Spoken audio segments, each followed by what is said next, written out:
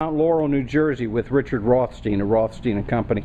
You know, when I first got to know Richard, Richard was having extremely fine museum quality antique reproductions made in Azerbaijan.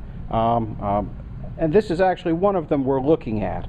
You know, I've seen rugs like this that are antiques go for just astronomical prices. They tend to be very expensive.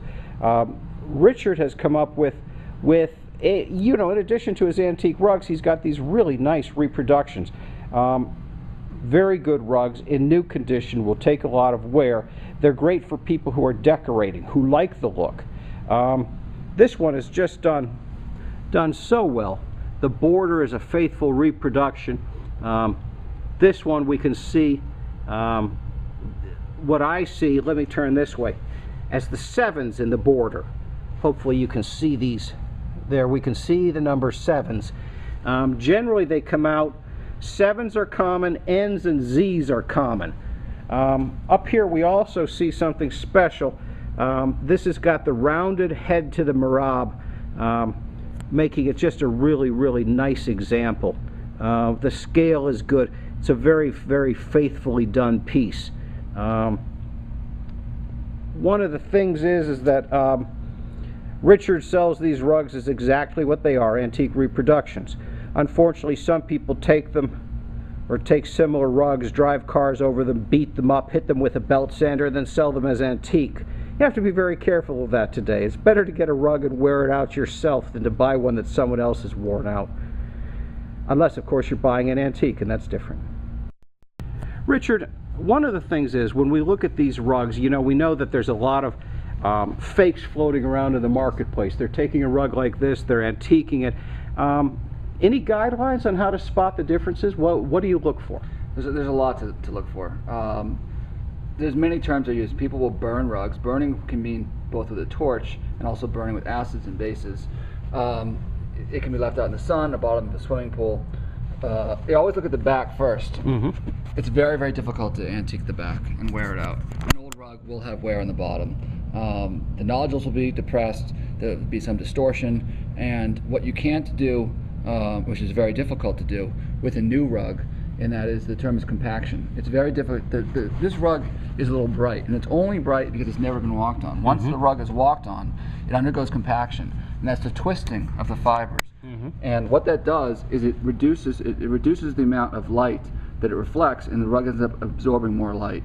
And it gets a tonality to it that really can only be developed as a result of walking on the rug. The other thing you want to look for in these rugs is there variation? Is there variation throughout the rug? Is there abrash?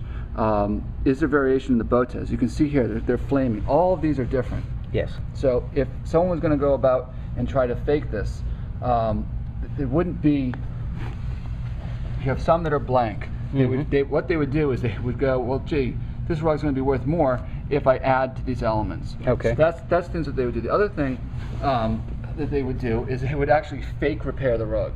I've seen this done before, where they intentionally damage the rug and then repair it. And one of the easiest ways to do that, believe it or not, is you close your eyes and you feel. And if anything feels irregular, then you know the rug has been repaired. Obviously, with an old rug, that's acceptable. With a new rug, obviously, it's not acceptable. You know, Myers, who founded the Textile Museum, bought a number of Gordy's prayer rugs, and many of them had holes in the field.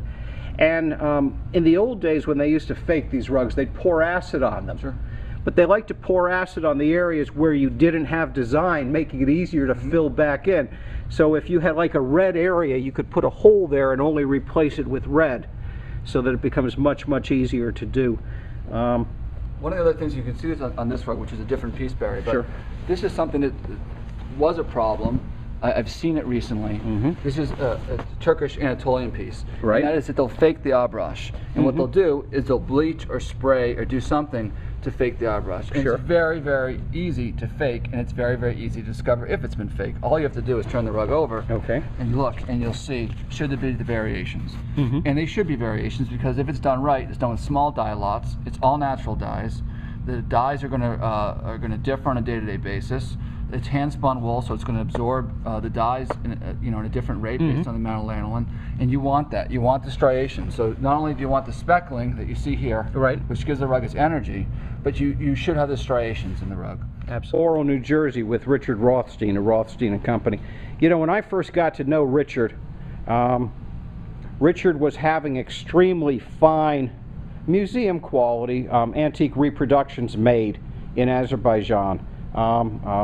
And this is actually one of them we're looking at. You know, I've seen rugs like this that are antiques go for just astronomical prices. They tend to be very expensive. Richard has come